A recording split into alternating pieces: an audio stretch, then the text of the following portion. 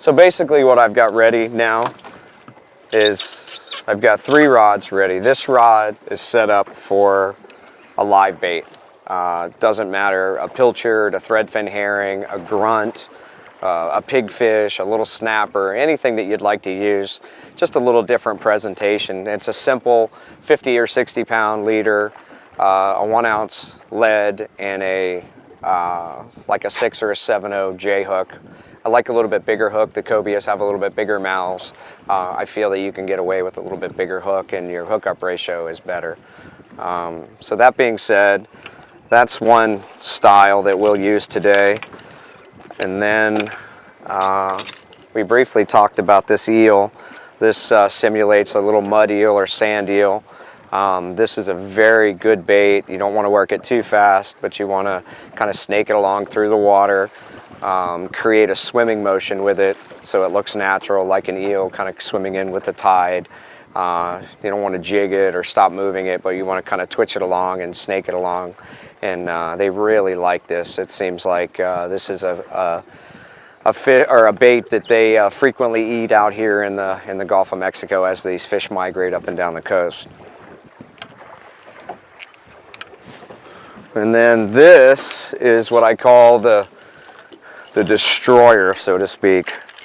This chugger is basically just a modified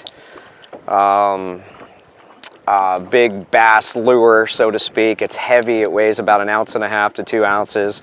It's got some upgraded split rings and 4X strong treble hooks.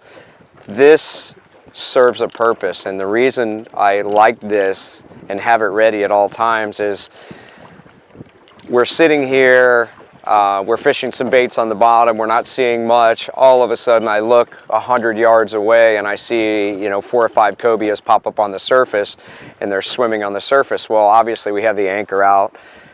It's going to take a couple minutes before we could pull the anchor and get over to those fish, and chances are by the time we hurry up, frantically move and get over there, the fish are going to go down. Sometimes these fish only pop up for 30 seconds or 40 seconds, maybe a minute at the most, and they swim around and then they go back down.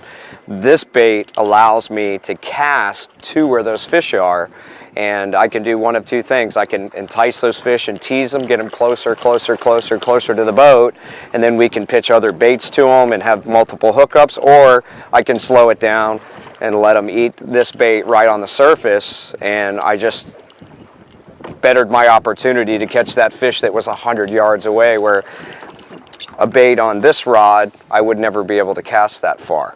So and plus it's a real visual bait. When they eat this, they really come out of the water and eat it. It's a real aggressive bite, so it's a cool bite. So let's see what we can find. All right, do me a favor, go back and get me that trout and put it on that rod. Shine right here. Point right here. There's a big fish right here. There's like a 50-pounder right here with this one. Just leave that open, okay? Just put that trout on that rod. I don't know. Get me anything. That trout's in there. We'll get this other fish to bite.